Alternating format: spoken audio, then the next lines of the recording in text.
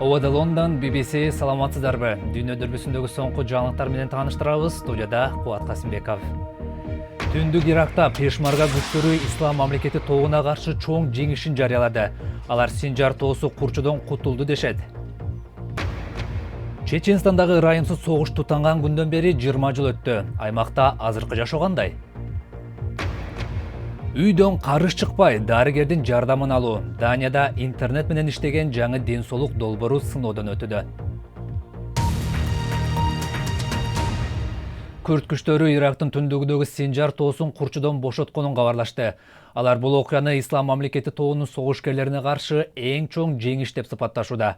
Август айынан бери азчылыкты түзгөн жүздөгөн язидилер бул тоодон чыга албай калган эле.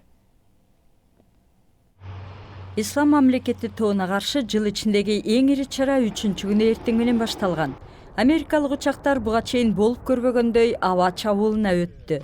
53 так мээлеп туруп аткан соккудан кийин куралдуу күчтөр маневр жасап, 100 чарчы километрчелик жерди ээлеп алды. Бул сыяктуу биргелешип жасалган сокку Ислам мамлекети уюмунун аскердик аракеттерине жана өзүн камсыздап туруусуна олуттуу таасир тийгизет.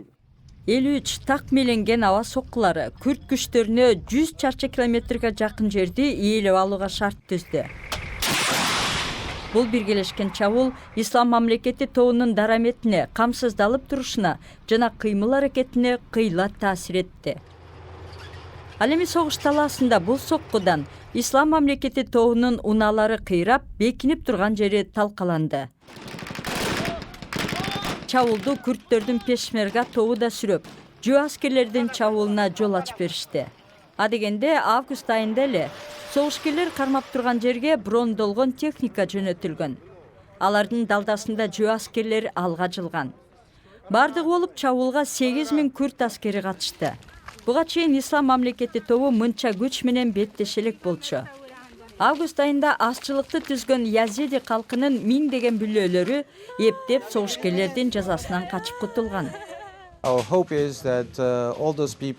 кишилердин баары акырындап айылгыштактагы үйлөрүнө кайтып бара алышат деген үмүттөбүз. Ал эми көчүрүп кетүүгө муктаж болуп турган кишилерди чыгарып кетүү үчүн коридор ачылды. Азырынча пешмерга эли жеңишти майрамдап турат. Бирок алар согуш дале уланып жатканын эстен чыгарган жок. Советтер Союзу ыдырыгандан кийин Чеченстанда жикчилдер көз карандысыздык жарыялап, ырайымсыз согуш башталган күндөн бери 20 жыл өттү. Андан бери борборгала Грозный калыбына келди. Бирок исламчыл козголоңчулар дале күчүндө. Укук коргоочулар согушкерлердин аракетке өтүшүнө өкмөттүн катаал саясаты себеп болгонун айтышат. Чеченстандын борбор шаары Грознийда эзелки согуштун белгиси аз. Шаар өтө чоң өзгөрүүгө дуушар болуп, президент Путиндин аты ыйгарылган көчөдөгү үйлөр түп тамырынан бери кайра курулган. Азыр калаада жайнаган курулуштар. Баарынан таң калыштуусу, исламчыл согушкерлердин 4-декабрдагы чабуулу болду. Грознийдин тургундары атышуулар, өрт чулгаган имараттар тарыхта калган деп ойлошкон. Бирок андай болгон жок. Эми Чечен президенти Рамзан Кадыров окко ок менен жооп кайтарууда. Ал окуядан 2 күндөн кийин шектүү согушкерлердин жакындары да жоопко тартылаарын айткан. Бул айылда 4 үйгө өрт коюп кетишти. Алардын бири уулу 2 жыл мурда козголоңчуларга кошулуп кеткен аялга таандык. Ал керек болсо уулунун кайда экенин, соңку чабуулга тиешеси бар же жогун билбестигин айтат. Укук коргоочулар аймакта тандап камакка алуу, коркутуу жана кыйнап көрсөтмө алуу көрүнүштөрү көп экенин айтышат. Согушкерлер делгендердин баары эле экстремисттик идеологияны колдонбойт. Одноклассник, которого ты не видел с момента выпуска, нет. Сиз согушкерге айланып кеткен бирөө менен кезинде мектепке чогуу баргансыз дейли. Аны канча жылдан бери көрбөгөнүңүз мааниге ээ эмес. Сиз эч документсиз басым алдында суракка алынасыз. Интервьюдан бир нече күндөн кийин укук коргоочулардын кеңсесине өрт коюлду. Эч ким жоопко тартылган жок. Бул окуя Чечен президенти активисттерди исламчыл согушкерлерге жардам берди деп айыптагандан кийин орун алды. Президент Кадыров Чеченстандагы адам укуктарын керт башы менен коргой турганын айтты. Ага каяш айтам дегендер тобокелчиликке бармакчы. Эми BBC'нин жаңылыктарын Украинадан келген кабар менен улантсак. Украина орусиячыл согушкерлер менен эң оор кармашта 5 аскери мерт болгонун билдирди. Эки тарап бир апта мурда жаңы ок атышпоо келишимине жетишкен. Соңку кармаш Белоруссияда дүйшөмбү күнү өтүүчү тынчтык сүйлөшүүлөрүнүн алдында орун алууда. Ал ортодо Орусия Украин президентинин өлкөнүн нейтралдык статусу соңуна чыкты деген билдирүүсүн сынга алды. Австралиянын Кернс аймагында 18 айдан 15 жашка чейинки 8 өспүрүмдү бычактап өлтүрүп кетишти. Үйдүн ичинен көкүрөгүнө бычак жеген 34 жаштагы бир аял табылып, ал ооруканага жеткирилди. Полиция бул окуяны трагедия деп атап, башка адамдарга коркунуч жоктугун айтты. Америкалык окумуштуулар сайраган таранчылардын кеминде бир төрү катуу борон келатканын алдын ала билишет деген бүтүмгө келишти. Алар АКШнын түндүк чыгышындагы 5 таранчыга байкоо салышкан. Чымчыктар Мексика булуңун торнадо каптардан бир күн мурда уяларын таштап кетишкен экен. Куштардын бул түрү төмөнкү жыштыктагы сезгич кулактар аркылуу боронду уга алышат деген жоромол бар.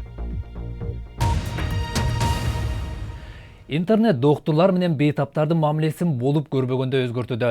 Соңку технологияларды колдонуу менен дарыгерлер ондогон чакырым алыстыктагы бейтапка диагноз коюп дарылай алышат. Евробиримдик бул долбоорду сынап жаткан 3 изилдөө борборуна 4 миллион евролук грант берди. BBC Даниядагы өнүккөн клиника менен таанышып келди. Пир Йохансен муундарын какшатып ооруткан артрит тууралуу консультацияга камданууда. Артрит денемдин баарын, муундарды, манжалар, колдорум, ийин жана тизелеримди оорутту. 1 сааттык жол жүргөнчөлүк алыстыктагы доктур менен видео сүйлөшүүнү эскерткен билдирүү келди. Хеннинг Блиддал ооруканадан алыс жашаган бейтаптарга медициналык жардам көрсөтүүгө багытталган долбоорду жетектейт. Башка катышуучулар сыяктуу эле Йохансен мырза да ооруну аныктоо боюнча машыгуудан өткөн. Мен интернет аркылуу доктур менен байланышкам. Бул мага жетиштүү, технологияга ишенем. Бул болсо жаңы технологиянын негизги бөлүгү. Профессор Блиддал ооруканага байланган аппарат аркылуу кандын анализин кантип жасап жатканын байкап турат. Бул лабораторияга кетчү убакытты үнөмдөйт. Кандын анализинде шектүү нерсе болсо, биз дароо чалабыз. Атайын базадан эскертүү алабыз. Анан анын үстүнөн иштей баштайбыз. Бара-бара тыкыр көзөмөл болот. Сыноодон өткөндөн кийин телемедицина технологиясы бүтүндөй Данияга 3 жыл ичинде жайылат. Андан соң Евробиримдиктин башка аймактары күтүп турат. Эми спорт жаңылыктары. ФИФАнын жетекчилери Майкл Гарсиянын дүйнөлүк чемпионатты өткөрүү укугун берүүдөгү коррупция тууралуу баяндамасын жарыялоону чечишти. Ал маалыматтар азыркы иликтөөлөр аяктагандан кийин гана ачыкка чыгат. ФИФАнын көзөмөл бөлүмүнүн башчысы Доминика Скала баяндаманы жарыялоону сунуштаган.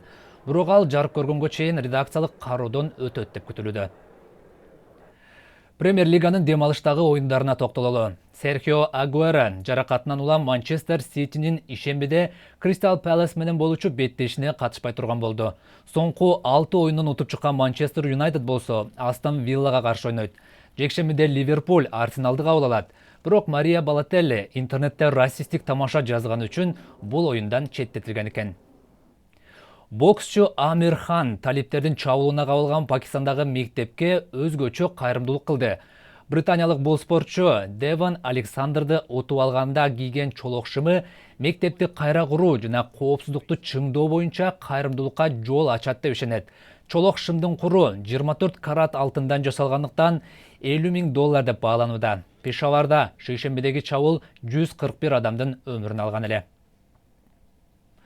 Жаңылыктардын соңунда океан түбүндөгү дүйнөлүк жаңы рекордду көрсөтөлү. Бул адаттан тыш көрүнгөн жандык океандын түбүндө 8000 метр тереңдикте тасмага түшкөн. Алгачкы балык, мурдагы рекорд 500 метрди түзүп келген. Тынч океанындагы Мариана кобулунда буга чейин белгисиз балыктардын түрү да видеого түшүрүлдү. Мариана дүйнөлүк океандагы эң терең кобул деп саналып келет. Соңку жаңылыктар менен тааныштырган Кубат Касымбеков. Демалыш күнүңүздөр ийгиликтүү улансын.